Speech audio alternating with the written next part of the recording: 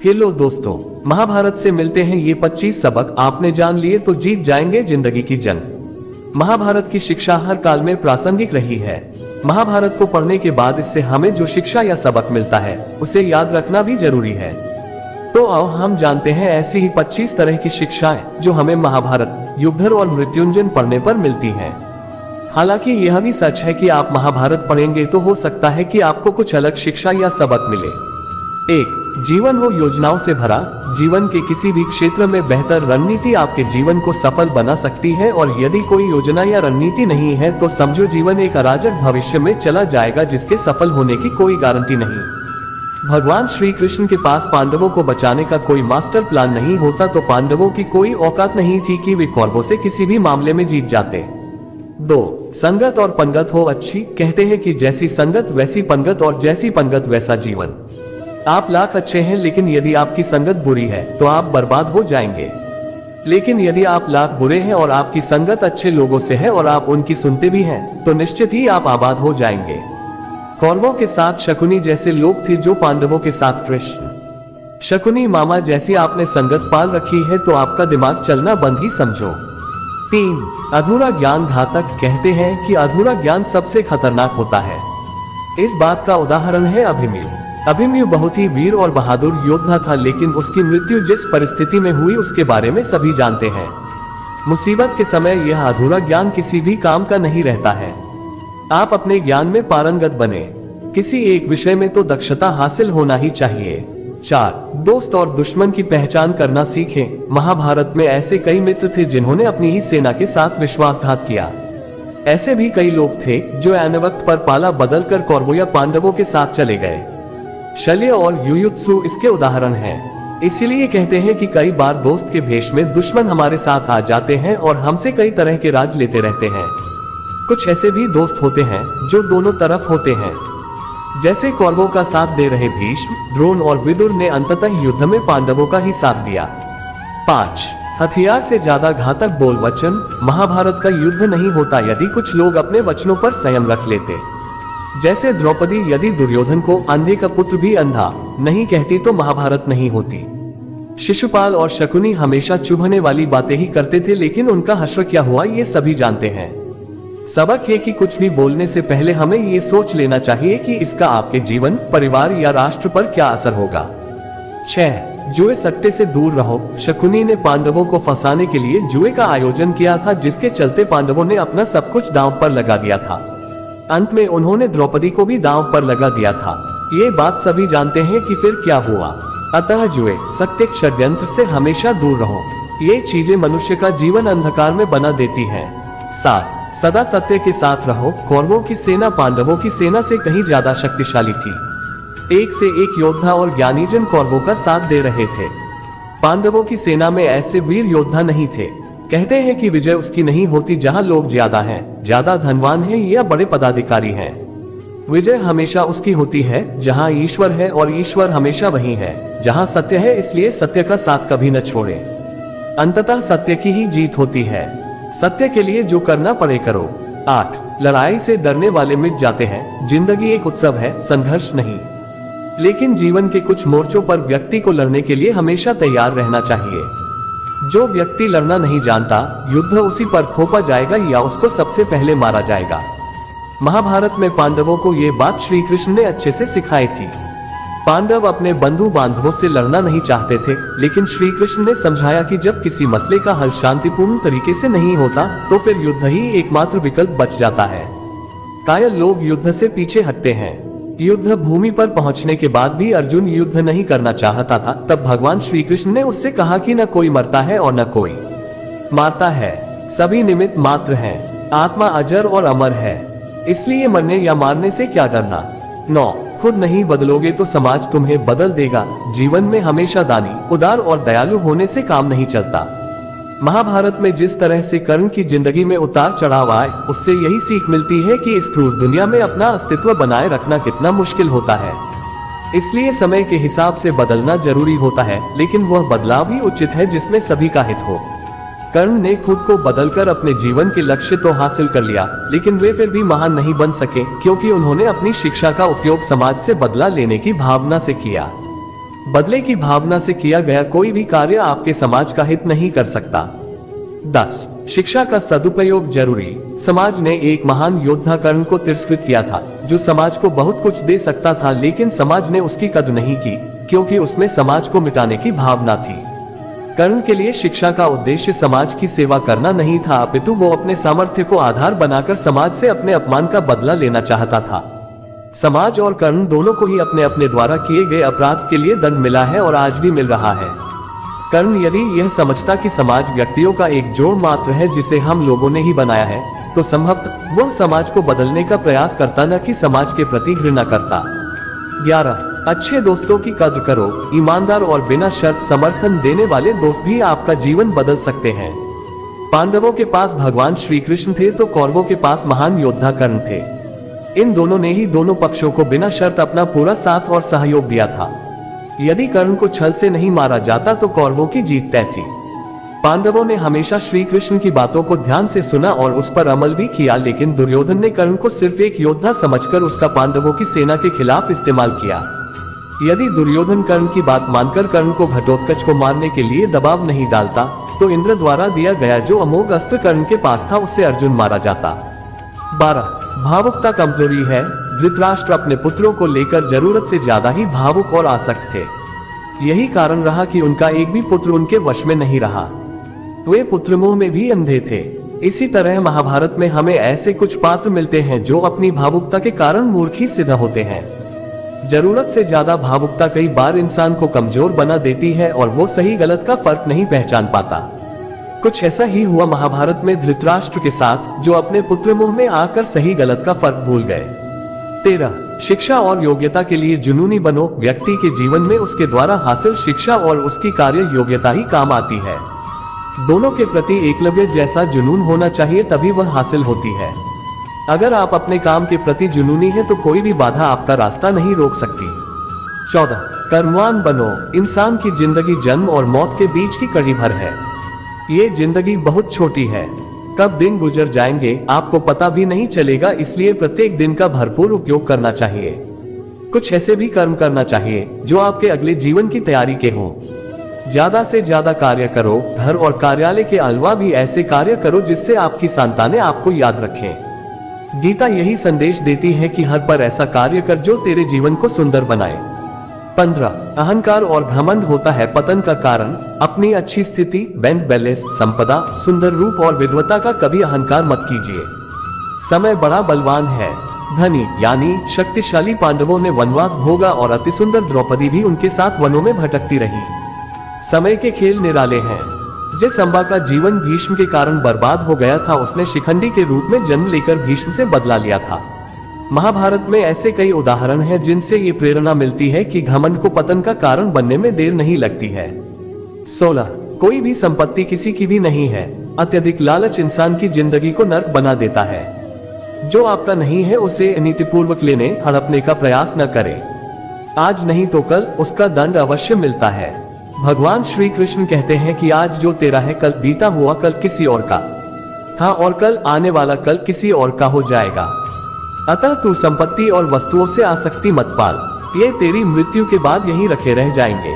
अर्जित करना है तो परिवार का प्रेम और अपनत्व अर्जित कर, जो हमेशा तेरे साथ रहेगा। 17. ज्ञान का हो सही क्रियान्वयन। शिष्य या पुत्र को ज्ञान देना माता पिता व गुरु का कर्तव्य है, लेकिन सिर्फ ज्ञान से कुछ भी हासिल नहीं होता। बिना विवेक और सद्बुद्धि के ज्ञान अकर्म या विनाश का कारण ही बनता है, इसलिए ज्ञान के साथ विवेक और अच्छे संस्कार देने भी जरूरी हैं। हमने ऐसे कई व्यक्ति देखे हैं जो है तो बड़े ज्ञानी लेकिन व्यक्तित्व से दब्बू या खब्बू हैं या किसी जंगल में धूनी रमाकर बैठे हैं। उनके ज्ञान से न तो परिवार का हित हो रहा है और न समाज का। ऐसे लोगों को कहते हैं अपने मियां मित्र, खुद लिखे और खुद ही बाँचे। 18. दंड का डर जरूरी। न्याय व्यवस्था वही कायम रख सकता है जो दंड को सही रूप में लागू करने की क्षमता रखता हो। ये चिंतन घातक है कि अपराध से घृणा करो, अपराधी से नहीं। दुनिया भर की जेलों से इसके उदाहरण प्रस्तुत किए जा सकते हैं कि जिन अपराधियों को सुधारने की दृष्टि से पुनर्वास कार्यक्रम चलाए गए, उन्होंने समाज में जाकर फिर से अपराध को अंजाम दिया है। अपराधी को हर हाल में दंड मिलना ही चाहिए। यदि उसे दंड नहीं मिलेगा तो समाज में और भी अपराधी पैदा होंगे और फिर इस तरह संपूर्ण समाज ही अपराधियों का समाज बन जाएगा। युधिष्ठिर के अहिंसा में उनके विश्वास को देखते हुए युद्ध के बाद भीष्म को उन्हें उपदेश देना पड़ा कि राजधर्म में हमेशा दंड की जरूरत होती है, क्योंकि प्रत्येक समाज में अपराधी तो होंगे ही।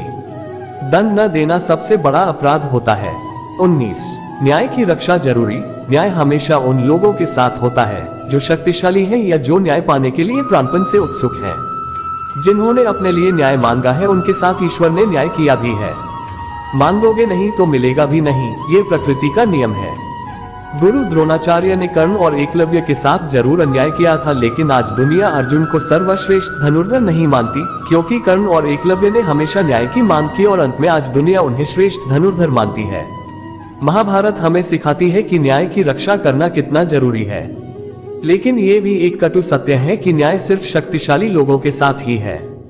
20 छिपे हुए को जानने का ज्ञान जरूरी।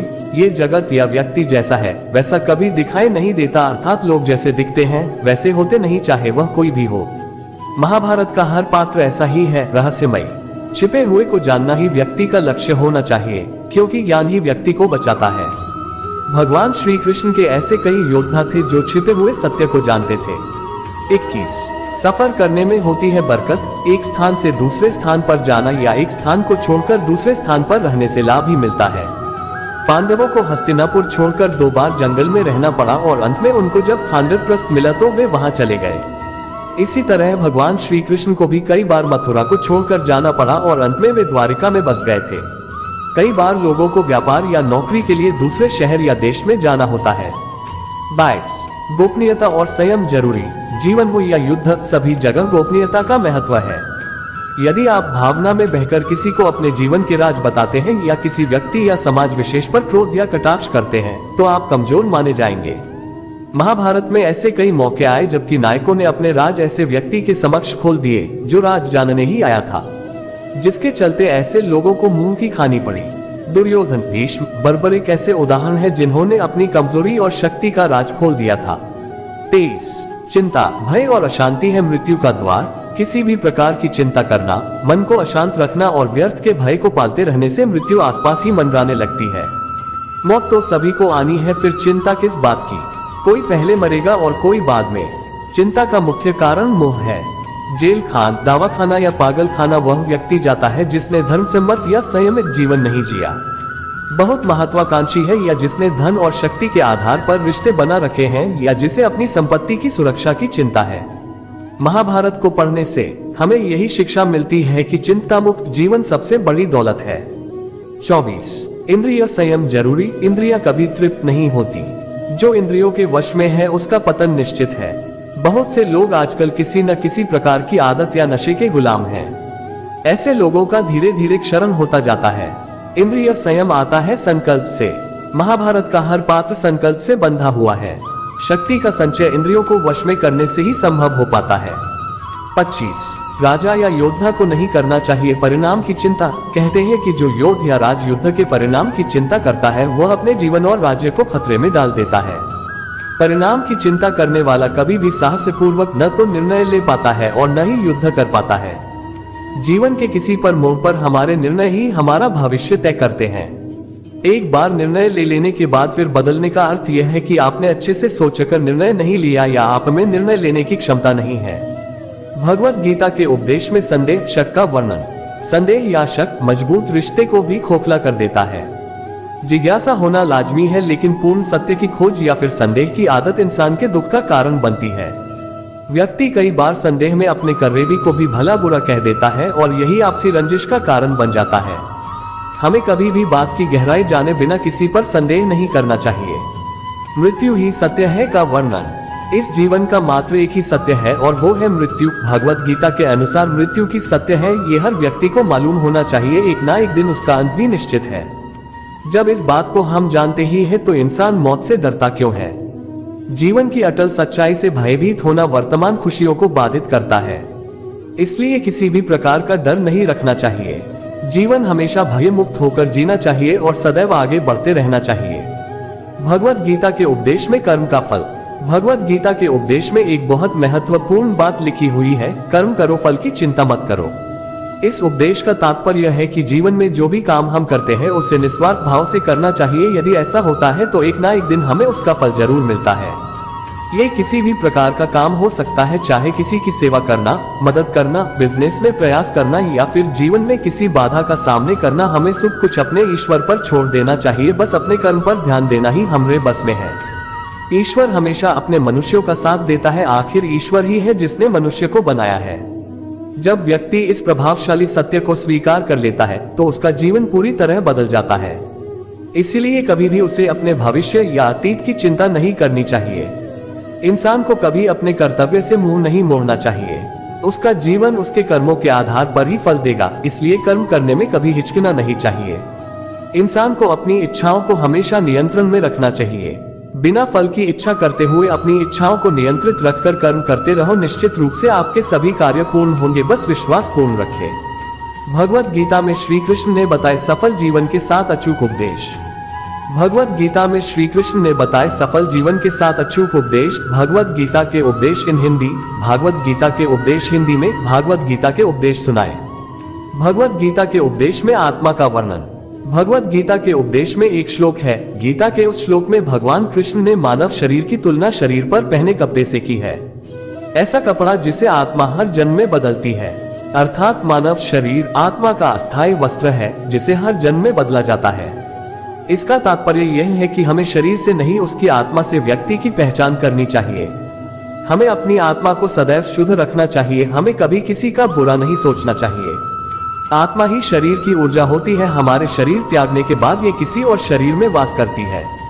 व्यक्ति के मरने के बाद जो रीति रिवाज किए जाते हैं वे सब आत्मा शुद्धि के लिए ही किए जाते हैं। एक नवजात शिशु की आत्मा बहुत पवित्र होती है। संसार में आने के बाद अपने कर्मों से ही हम आत्मा को अशुद्ध करते हैं। भगवत गीता के उपदेश में क्रोध का वर्णन। हम क्रोध को सामान्य भावना मानते हैं, लेकिन ये सामान्य भावना व्यक्ति के भीतर भ्रम की स्थिति पैदा करती है। क्रोध हमारे मस्तिष्क की सोचने की क्षमता को क्षीण कर देता है। इसके फलस्वरूप हमारा मस्तिष्क सही और गलत के बीच अंतर करना छोड़ देता है। इसलिए व्यक्ति को क्रोध के हालातों से बचकर हमेशा शांत रहना चाहिए। ये बात हमें कई बार महसूस होती है जब हम गुस्से में किसी को कुछ भला बुरा सुना देते हैं या कोई ऐसा निर्णय ले लेते हैं जिसका हमें पश्चाताप होता है। इसीलिए जीवन में अगर सफल होना है तो क्रोध पर नियंत्रण अति आवश्यक है।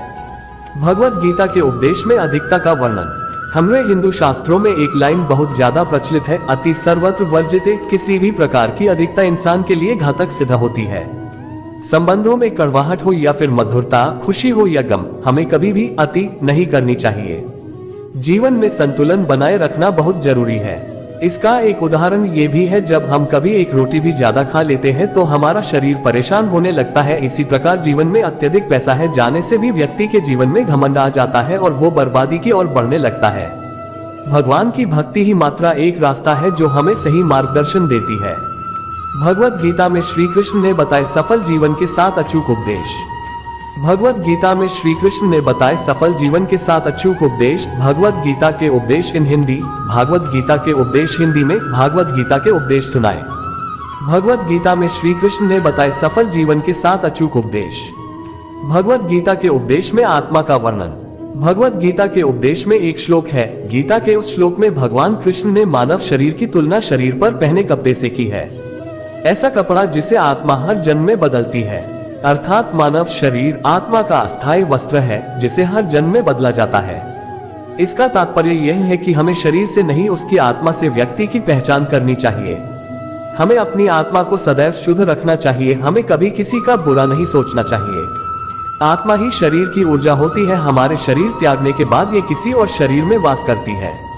व्यक्ति के मरने के बाद जो रीति रिवाज किए जाते हैं वे सब आत्मा शुद्धि के लिए ही किए जाते हैं। एक नवजात शिशु की आत्मा बहुत पवित्र होती है। संसार में आने के बाद अपने कर्मों से ही हम आत्मा को अशुद्ध करते हैं।